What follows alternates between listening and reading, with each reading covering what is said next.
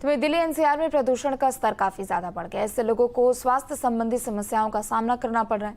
शहर का AQI बिगड़ने से आबोहवा बेहद ही ज्यादा खराब हो गई है। रिपोर्ट देखिए।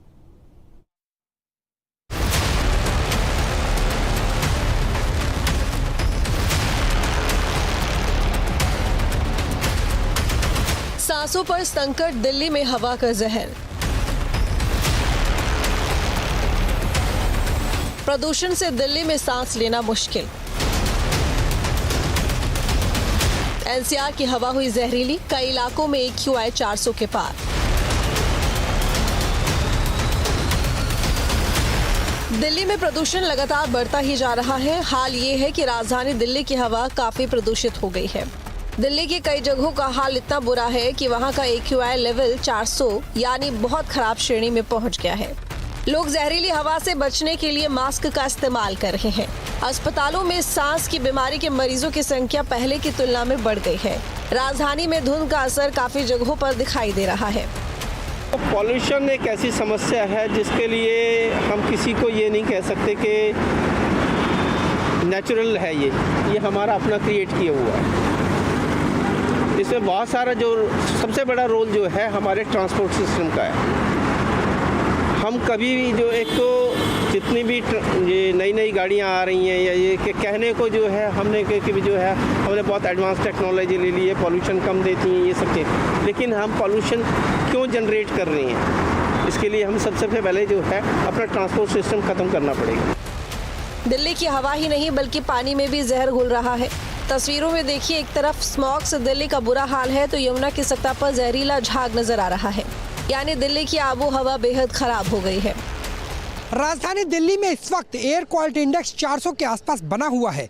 हालांकि उम्मीद ये है कि हो सकता है वीकेंड्स में इसमें कुछ कमी आए, क्योंकि दिल्ली में वाहनों का प्रदूषण कुल प्रदूषण में आधे से ज़्यादा हिस्सेदार है। यही वजह है कि मैं कर्तव्य पथ में मौजूद हूँ और इक्का दुक्का लोगों को छोड़ करके मॉर्निंग वॉक के लिए लोग पहुँच नहीं रहे हैं। इंडिया गेट, जिसकी दूरी यहाँ से लगभग 800 मीटर है, वो दिखना लगभग बंद हो गया है। यानी अब विजिबिलिटी भी इस स्मोक की वजह से, ये फॉग नहीं है, क्योंकि दिल्ली में तापमान अभी भी 20 डिग्री सेल्सियस से ज़्यादा है। ये फॉग की जगह स्मोक है, जिसमें ऐसे पर्टिकुलर मैटर्स है जिनका PM 2.5 है, PM 10 है, बहुत छोटे अंश, और उसकी वजह से आपको सूरज की रोशनी भी नज़र आनी कम हो गई है। यानी सूर्य जिसकी वजह से अल्ट्रावायलेट रेज चलते हैं वो भी काफ़ी हद तक आना कम हो गया है। हवा की गति लगभग 5 किलोमीटर प्रति घंटा है। 5 किलोमीटर प्रति घंटे की वजह से ही दिल्ली, NCR, गाज़ियाबाद, गुरुग्राम और तमाम जो इलाके गौतम बुद्ध नगर के, फरीदाबाद के हैं, वो गैस चैम्बर में तब्दील हो गए हैं। तो दिल्ली से सटे नोएडा में भी पॉल्यूशन का लेवल लगातार बढ़ता जा रहा है। AQI पिछले कुछ दिनों से 300 के पार बना हुआ है, जिसके मद्देनजर ग्रेप 2 भी लागू किया गया था। नोएडा प्राधिकरण के 20 टैंकर पानी के छिड़काव के लिए लगाए गए हैं, जबकि 14 टीमें प्रशासन की ओर से जारी किए नियमों का पालन करने के लिए निगरानी में लगी हुई हैं। दिल्ली NCR में पोल्यूशन का लेवल लगातार बढ़ता जा रहा है। नोएडा की बात की जाए या ग्रेटर नोएडा की बात करें तो AQI 300 के पार लगातार बना हुआ है, जो लोगों की सेहत पर बुरा असर डाल रहा है। लिहाजा नोएडा प्राधिकरण द्वारा पानी का छिड़काव करने के लिए 20 टैंकर लगाए गए, जो अलग अलग सड़कों पर उड़ने वाली धूल को कम करने के लिए पानी का छिड़काव कर रहे हैं, और इसी तरीके से जो तमाम मशीनरी है उसका प्रयोग किया जा रहा है। तकरीबन 14 टीमें बनाई गई हैं जो अलग अलग जगहों पर निगरानी कर रही हैं। पोल्यूशन डिपार्टमेंट बात की जाए तो उनकी तरफ से भी लगातार नियमों की अनदेखी करने वालों के खिलाफ जुर्माना लगाने की कार्रवाई की जा रही है। पोल्यूशन का स्तर कम करने के लिए इसी तरीके की तमाम जो कवायद है वो शहर के अलग अलग इलाकों में देखने को मिल रही है।